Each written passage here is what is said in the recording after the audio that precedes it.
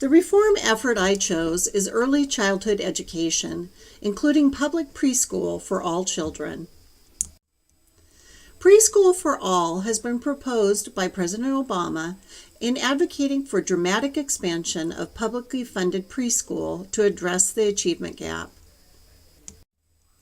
Advocates of preschool argue that few educational programs can support low-income children more than access to quality preschool.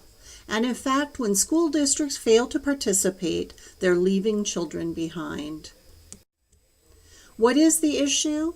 During the 2012 legislative session, Senate Bill 6449 and House Bill 2448, both named Creating the High Quality Early Learning Act, were introduced but failed to pass. Both bills would have created a comprehensive voluntary preschool for 3- and 4-year-olds in Washington state.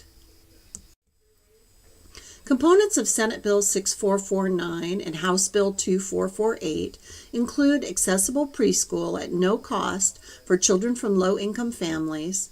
It would be open to all families on a sliding scale, and class size would be limited to 18 children.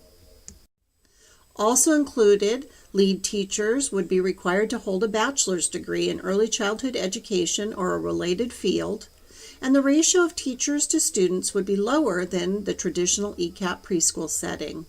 There would also be more rigorous accountability in this new program.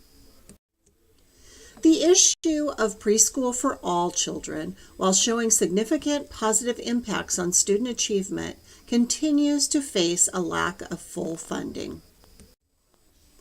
The Washington State Institute for Public Policy was directed by the Washington State Legislature in 2013 to review the research components of successful early education program strategies for low-income children. Early childhood education was analyzed in the 3 existing programs for the benefits and the costs. These programs include the state ECAP programs, the federal Head Start programs, and other district programs that exist. The positives included that the research on low-income 3- and 4-year-olds consistently found positive impacts on both short and long-term student achievement. There was reduced retention among first graders by 30% after 1 year of enrollment and 50% by 2 years. There were savings to the school districts of about $3,700 per child over the course of the K-12 school years. The monetary benefits outweighed program costs, and there was a return of more than $7 for every dollar invested. The challenges include that in some states the funding sources are not consistent. In Virginia, for example, they use lottery proceeds, so there is fluctuation in the amount of funding. Many districts receive less state funding but pay more for staffing and facilities. Also, the challenges include that educators say that $6,000 is just not realistic for providing quality preschool classes. Washington State, in fact, paid $6,780 per child enrolled in preschool programs in the 2010-2011 school year. The National Institute for Early Education Research at Rutgers estimated that the average cost for high-quality preschool is actually $9,327. Virginia and many other states are struggling with low participation in preschool programs because of scarce funding and facilities. So, a new plan. What can we do? Well, expansion of public preschool programs for low-income families across Washington state has been proposed for the next 5 years.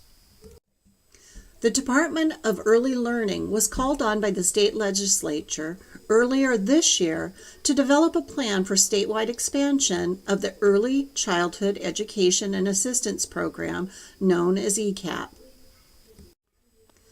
In response, a plan creating 10,941 new spots in ECAP classrooms by the 2018-2019 school year was proposed. This move will cost approximately $182 million, a very large investment in early learning.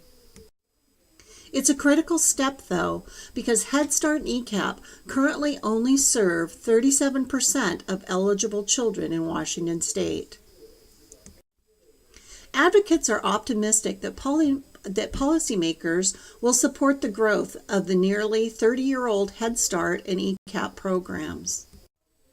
There is bipartisan consensus that this is the right thing to do, according to Joel Ryan, the executive director of the Washington State Association of Head Start and ECAP.